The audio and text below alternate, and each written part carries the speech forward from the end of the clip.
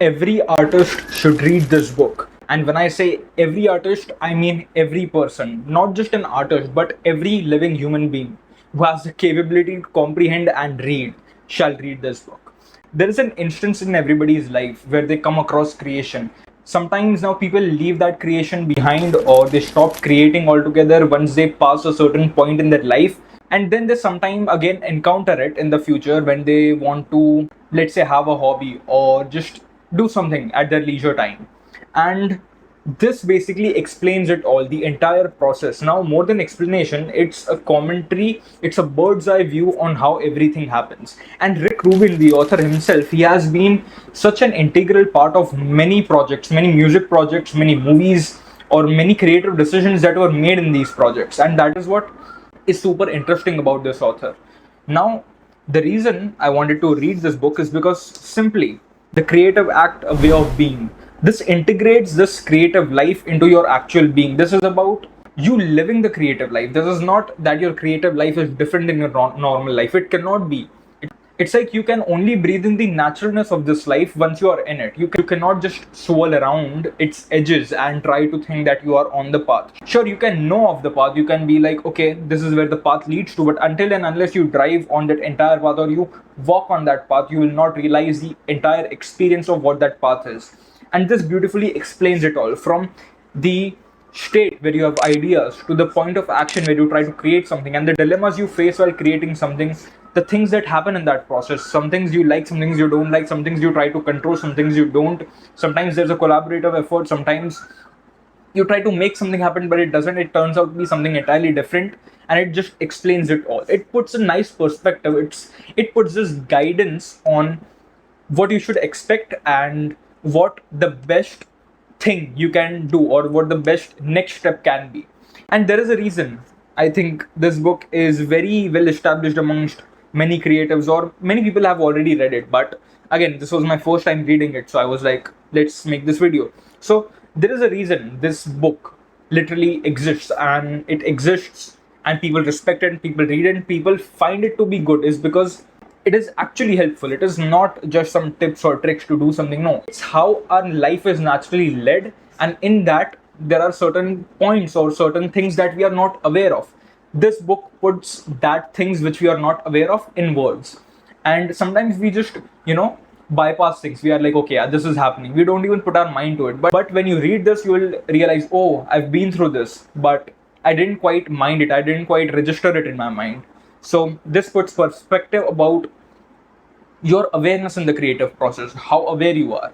And of course, it helps you build more. And definitely, while I was reading this book, so I started reading this year, like in late January, Feb sometime.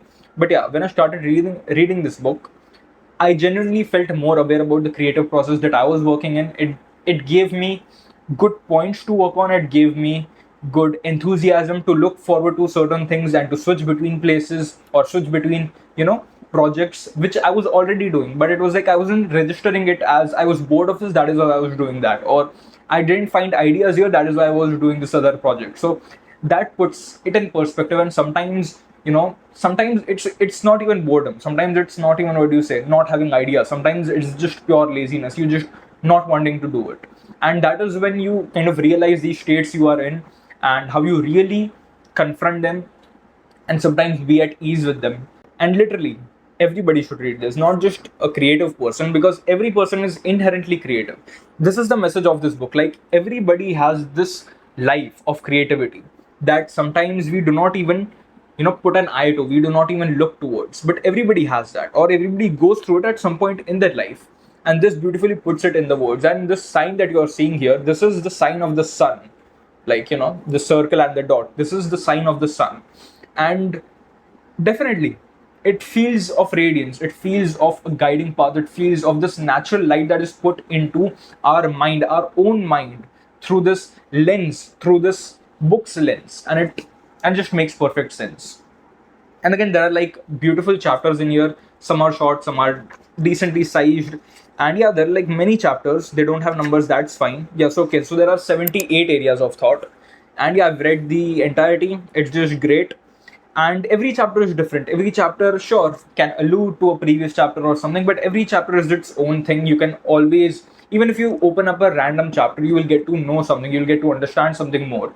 And there are like these little quotes in between the chapters, even they are great. They're just quick bits about certain things, certain creative processes, or just the way you live life. Now please make sure while you are reading this book, make sure that you are already in it, you are kind of making something already, you are in the creative process, you're trying to make something, or you are making something. And when you are actually in that process of creation, when you're actually in there, when you're actually in creation, this will make more sense. Or what do you say, this will put you in perspective even more. Now no doubt you can just read it if you want to read it, if you are not creating anything, but mainly this is for artists, and it is to realize that everybody is an artist in a way of sort.